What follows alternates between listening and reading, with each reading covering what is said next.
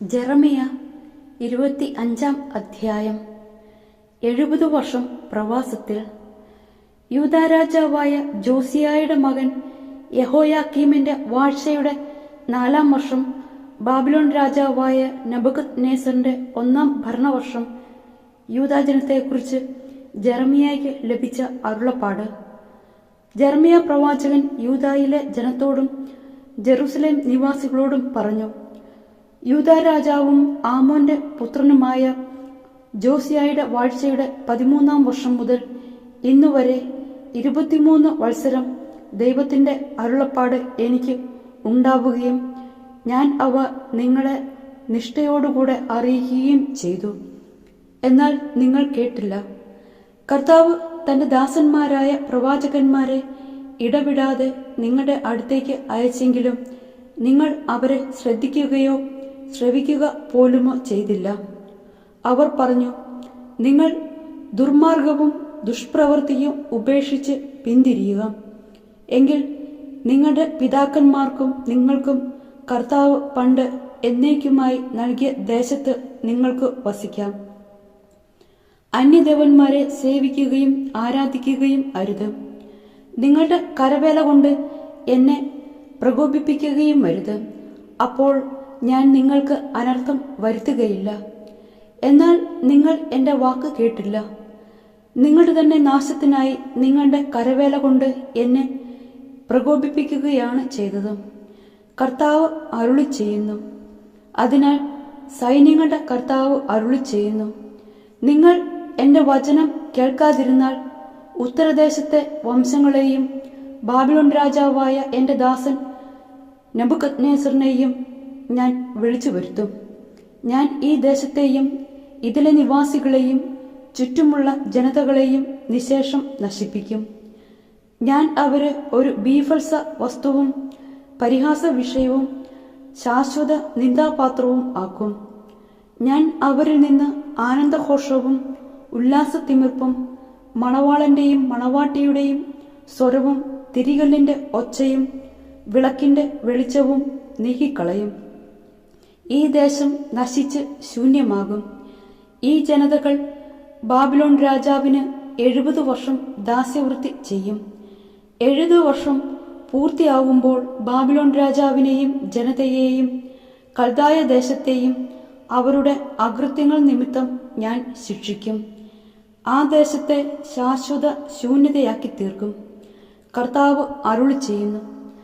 ആ ദേശത്തിനെതിരായി ഞാൻ പ്രഖ്യാപിച്ച എല്ലാ കാര്യങ്ങളും സകല ജനതകളെയും കുറിച്ച് ജെറമിയ പ്രവചിക്കുകയും ഈ ഗ്രന്ഥത്തിൽ എഴുതുകയും ചെയ്തിട്ടുള്ളതെല്ലാം ഞാൻ നിറവേറ്റും. അനേകം ജനതകൾക്കും മഹാരാജാക്കന്മാർക്കും അവർ അടിമകളാകും. അവരുടെ പ്രവൃത്തികൾക്കനുസരിച്ച് ഞാൻ പ്രതിഫലം നൽകും. ക്രോധത്തിന്റെ പാനപാത്രം. ഇസ്രായേലിന്റെ ദൈവമായ കർത്താവ് എന്നോട് അരുളി ചെയ്തു: എന്റെ കയ്യിൽ നിന്ന് എന്റെ ക്രോധത്തിന്റെ വീഞ്ഞ് നിറഞ്ഞ ഈ പാനപാത്രം എടുത്ത് ഞാൻ നിന്നെ ആരുടെ അടുക്കലേക്ക് അയക്കുന്നുവോ ആ ജനതകളെയെല്ലാം കുടിപ്പിക്കുക. അവർ അത് കുടിക്കും. ഞാൻ അവരുടെ മേൽ അയക്കുന്ന വാൾ നിമിത്തം അവർ ഉന്മത്തരാകുകയും അവർക്ക് ചിത്തഭ്രമം സംഭവിക്കുകയും ചെയ്യും. ഞാൻ കർത്താവിന്റെ കയ്യിൽ നിന്ന് പാനപാത്രം എടുത്ത് അവിടുന്ന് എന്നെ ആരുടെ അടുക്കലേക്ക് അയച്ചു ആ ജനതകളെയെല്ലാം കുടിപ്പിച്ചു. ഇന്നത്തെ പോലെ അവരെ നാശകൂമ്പാരവും പരിഹാസ വിഷയവും അവജ്ഞാപാത്രവും ആക്കേണ്ടതിന് ജെറുസലേം, യൂദായിലെ നഗരങ്ങൾ, അവയിലെ രാജാക്കന്മാർ, പ്രഭുക്കന്മാർ, ഈജിപ്തിലെ രാജാവ് ഫറവോ, അവന്റെ ദാസന്മാർ, പ്രഭുക്കന്മാർ, ജനം, അവരുടെ ഇടയിലുള്ള വിദേശീയർ, ഊസ് ദേശത്തിലെ രാജാക്കന്മാർ, ഫിലിസ്ത്യരുടെ അഷ്കലോൺ, ഗാസ, എക്രോൺ, അഷ്ദോദിൽ അവശേഷിച്ചിരിക്കുന്നവർ എന്നിവരുടെ ദേശത്തുള്ള രാജാക്കന്മാർ, ഏദോം, മൊവാബ്, അമ്മോന്യർ, ടൈറിലും സീദോനിലും കടലിനക്കരെയുള്ള ദ്വീപുകളിലുമുള്ള രാജാക്കന്മാർ, ദദാൻ, തേമ, ബുസ്, ചെന്നി മുണ്ടനം ചെയ്യുന്നവർ, അറേബ്യയിലെ രാജാക്കന്മാർ, മരുഭൂമിയിൽ വസിക്കുന്ന സങ്കരവർഗങ്ങളുടെ രാജാക്കന്മാർ, സിമ്രി, ഏലാം, മേദിയ എന്നിവിടങ്ങളിലെ രാജാക്കന്മാർ എന്നിവരെയും ഉത്തരദേശത്ത് അടുത്തും അകലെയുമുള്ള രാജാക്കന്മാർ, ഇങ്ങനെ ഭൂമുഖത്തുള്ള ഓരോരുത്തരെയും സകല ജനതകളെയും ഞാൻ കുടിപ്പിക്കും. അവസാനം ബാബിലോൺ രാജാവും കുടിക്കും. നീ അവരോട് പറയുക, ഇസ്രായേലിന്റെ ദൈവമായ സൈന്യങ്ങളുടെ കർത്താവ് അരുളി ചെയ്യുന്നു, നിങ്ങൾ കുടിച്ചു മതിച്ച് ഛർദ്ദിക്കുക. ഞാൻ നിങ്ങളുടെ ഇടയിൽ അയക്കുന്ന വാൾത്തലയാൽ വീഴുക. നിങ്ങൾ പിന്നെ എഴുന്നേൽക്കുകയില്ല. നിന്റെ കയ്യിൽ നിന്ന് കുടിക്കാൻ അവർ മടിച്ചാൽ നീ പറയണം, നിങ്ങൾ കുടിച്ചേ തീരൂ എന്ന് സൈന്യങ്ങളുടെ കർത്താവ് അരുളി ചെയ്യുന്നു. എന്റെ നാമം ധരിക്കുന്ന നഗരത്തിന് ഞാൻ അനർത്ഥം വരുത്താൻ പോകുമ്പോൾ നിങ്ങളെ വെറുതെ വിടുമെന്ന് കരുതുന്നുവോ? നിങ്ങൾ ഇതാ, ഭൂമുഖത്തുള്ള സകല ജനതകളുടെയും മേൽ ഞാൻ വാൾ അയക്കാൻ പോകുന്നു. സൈന്യങ്ങളുടെ കർത്താവാണ് ഇത് അരുളി ചെയ്യുന്നത്. ഞാൻ പറഞ്ഞതെല്ലാം നീ അവരോട് പ്രവചിക്കുക. കർത്താവ് ഉന്നതങ്ങളിൽ നിന്ന് ഗർജിക്കുന്നു. വിശുദ്ധ സ്ഥലത്തു നിന്ന് അവിടുത്തെ ശബ്ദം മുഴങ്ങുന്നു. തന്റെ അജഗണത്തിനെതിരെ അവിടുന്ന് ഉച്ചത്തിൽ ഗർജിക്കുന്നു. മുന്തിരിച്ചക്ക് ചവിട്ടുന്നവരുടെ അട്ടഹാസം പോലെ സകല ഭൂവാസികൾക്കും എതിരെ അവിടുത്തെ ശബ്ദമുയരുന്നു. അവിടുത്തെ ശബ്ദം ഭൂമിയുടെ അതിർത്തികൾ വരെ മുഴുങ്ങി കേൾക്കാം. കർത്താവ് ജനതകൾക്കെതിരെ കോപിച്ചിരിക്കുന്നു. അവിടുന്ന് സകല ജനപദങ്ങളെയും വിധിക്കുന്നു. ദുഷ്ടരെ അവിടുന്ന് വാളിനിരയാക്കും.